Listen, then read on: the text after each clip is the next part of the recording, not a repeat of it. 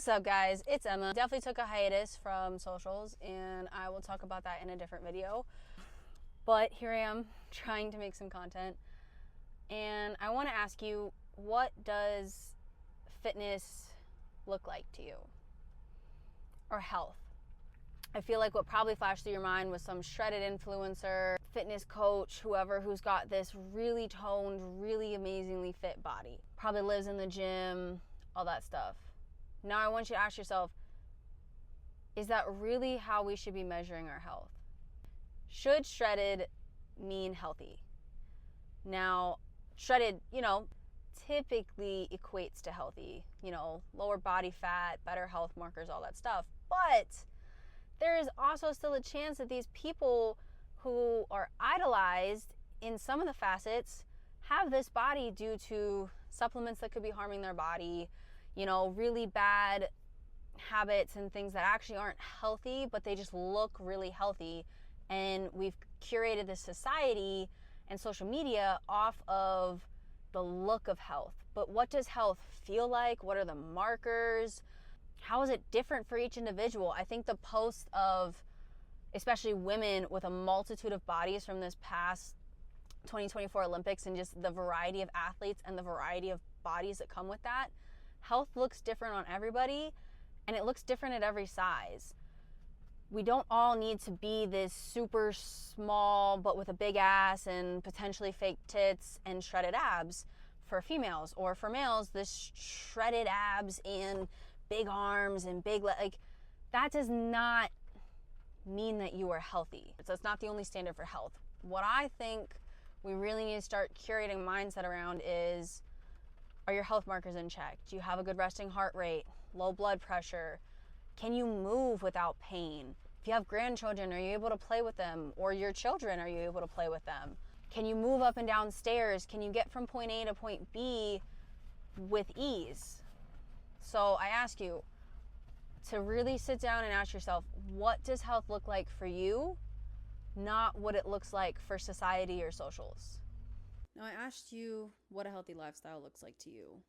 And I think a lot of the times we choose to ignore the fact that habits determine everything.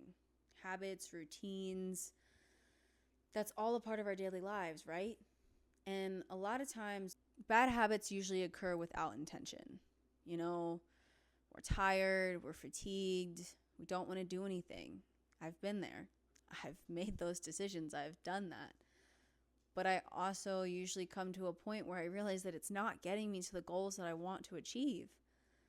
And so then I ask myself, what can I do to step into the right direction? What small action can I take to start curating what I want to see? Good habits, or habits that are in the interest of what you want to achieve, they're going to take intention and effort. If you're at a job that you sit at a desk for 6 to 8 hours a day, movement is going to be key for you, and just small movement. Get up and stretch. Set a timer for every hour, depending on what your schedule looks like, or whenever you have some gaps in your day that maybe you're just reading emails, and get up and stretch during that. After an hour's worth of sitting, get up, take a lap around the office, walk to the parking lot, so maybe you go up and down some stairs, choose to take the stairs over the elevator, park farther from work, so before and after work you're walking, make time before work or after work to take a 10 to 30 minute walk. If you're currently not doing any of those things, even those small changes can start to see results. If you're somebody who chooses quick fixes and easy dinners, there's nothing inherently wrong with that, but take some time one night when you're going to be scrolling on your phone anyway and look up some easy 30-minute healthy recipes, one pot, one pan, slow cooker, that you can prepare for the day when you come home, prepare the day before, and maybe have a couple consecutive meals from it. But at the end of the day, if you don't take any action or put any effort in, you're not going to see the change that you wish to see. And I want to shout out to the people who are in the service industry or Even like I've been working at Starbucks for the last couple months. You're on your feet, you're getting loads of specified tickets and orders, and sometimes you're just exhausted after work. And there have been days where I've chosen to just go home and take a nap. And I either tell myself that I'm going to get my workout or movements in after that nap. And some days that doesn't happen. But a trick for myself was I have to go to the gym after work if I'm going to go. I can't go home. The only exception being if the dog has not been let out and my boyfriend's not going to be home anytime soon to do it. But if that would be the case, I also have to change into my gym clothes in the bathroom at work, because that action of being in those clothes helps create the reaction of me going to the gym. You know, the book Atomic Habits talks about habit stacking, and those are my examples of go straight to the gym after work, pack your gym bag the night before, change into your gym clothes before you leave the office or work or wherever. Doing those actions will help you continue the momentum in the right direction. But again, none of those things occur if we don't make the effort. A perfect example, I've been trying to do stretching as a part of my nightly routine for months now, and I'm still not great at it. There's times where I'm like, well, I only got like an hour and a half to myself tonight. Well, asking 5 to 10 minutes of myself of that time to stretch, or roll out or whatever to help my muscles that I abuse in the gym, is not asking much. Out of 60 to 90 minutes, 5 to 10 is pretty minuscule. So start small, ask very little of yourself, get consistent with that, and then start building up. I feel like it's this society of like 0 to 100. I always, will get clients and they're like, yeah, I'm going to start going to the gym like 5 days a week. Well, how many do you go now? Like 1. That's a lot. Maybe we just start with going twice and see where that takes you. Essentially what I'm saying here is make intentional effort, start small, and hold yourself accountable. Be disciplined. And if you need help with that, get an accountability buddy.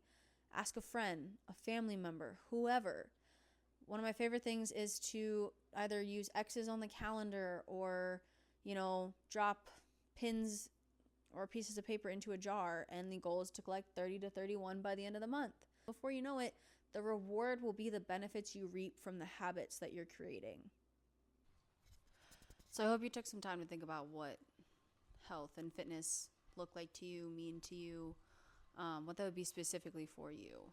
I feel like, and I know we're just in a society that our attention spans are 15, 30 seconds at max, unless you're genuinely interested in the information. But most people want a full-fledged video of information, but they only want to watch about 15 seconds of it. And then after that, the attention spans aren't there. And that's not by any means their fault alone. That is society. And the shorter, the better, the more the algorithm wants to place your videos higher. And the same can be said with fitness. We have trainers, influencers, whoever out here in the world promising drastic changes in 6 to 12 weeks. And in all reality, you genuinely could. But are those going to be long-term and lasting effects? Probably not. It is hard to break habits that have taken 30 plus years to build, good or bad, in 6 to 12 weeks. You cannot expect to lose the 30 to 50 unwanted pounds that you currently carry in not even an eighth of the time that it took you to gain that. It took you the last 20, 30 years to put on that weight. You're not going to lose it in the 3 months before your friend's wedding. Let's be real with ourselves. And I think that's just where the frustration lies as well, is, it's misconstrued as to what is considered healthy, and then it's misconstrued as the routes to get healthy and the time it takes. Any coach that is worth a damn, or the dime that you're going to spend on them, will be upfront with you and tell you that if you want a long-term successful lifestyle change, you're going to have to put the rest of your life towards that. It's a lifestyle change. It is not a 30-day, 3-month quick fix. If you want to see long-term results that don't end with you falling on and off the wagon over and over again and actually seeing results that stick, you need to take the time to curate the habits that are going to get you there, and it's going to take time. Most habits take roughly 30 days to build, and that's an average because there's been different data out there to suggest it could take less or more time than 30 days. And, you know, all those bad habits or just the perpetuation of making excuses rather than making an effort is going to take time to change.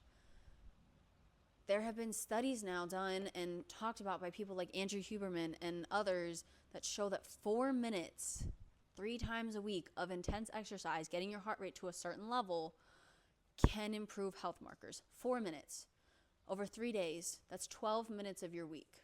If you can't find 12 minutes, then you're making excuses. It's time to stop making excuses and to start making. So I ask, are you ready to make a change? Or you just want to keep making excuses? In order to see the changes you want to see, you have to shift your mindset. We want these quick fixes, 2 to 3 months of effort to change our body for life. And, well, it didn't take you 2 to 3 months to get to this point. And depending on your age, you got a lot of life left to live. So to expect 2 to 3 months of effort with nothing else to follow, and to think that that's going to magically fix everything is kind of delusional. Be honest with yourself and be real. If you want to change your lifestyle, you need to shift your mindset and prepare yourself to put in the time and effort it's going to take. You want to change for life? It's going to take consistent effort day in and day out from this point on to curate that. Now, habits will slowly build and be to the point where it once took you effort, it's now second nature to do. I don't want the idea of making effort day in and day out to sound so daunting. It's going to be daunting at first, and it's going to take accountability, discipline, and intention. But if you can hold yourself to those 3 things, you will get where you want to be.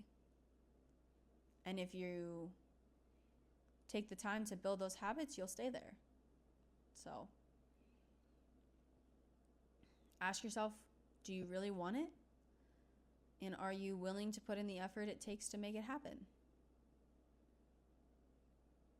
Only you know.